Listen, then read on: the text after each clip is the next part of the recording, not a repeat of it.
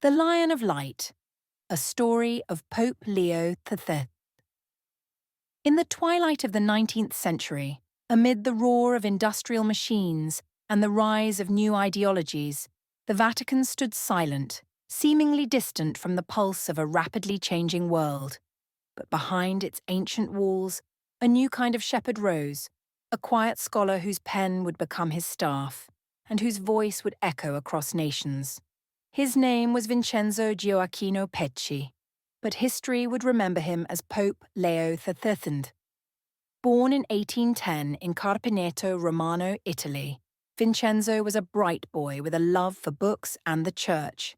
As a young man, he walked the halls of the Pontifical Academy of Ecclesiastical Nobles with quiet ambition, watching the world change from the shadows of Rome.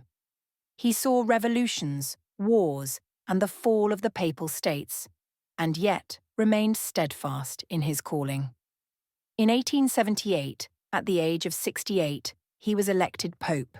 The cardinals believed they had chosen a transitional figure, a gentle and learned man who would hold the seat until a younger successor could be found. But they underestimated the fire within him. As Pope Leo XIII, he looked out at a fractured world.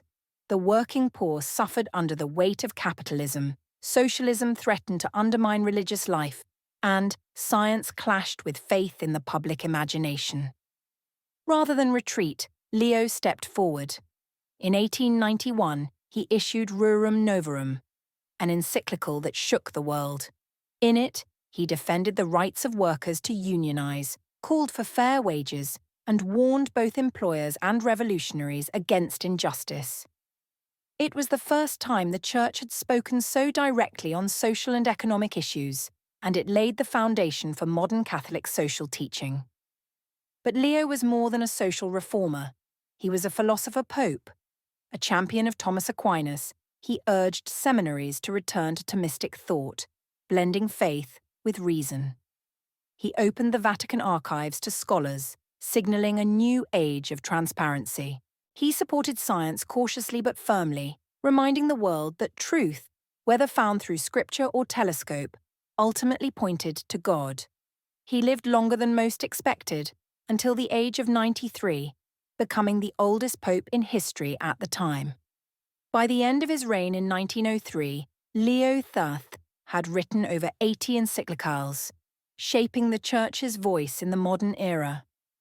Though he never walked the picket lines or held political office, his words stirred kings and labourers alike.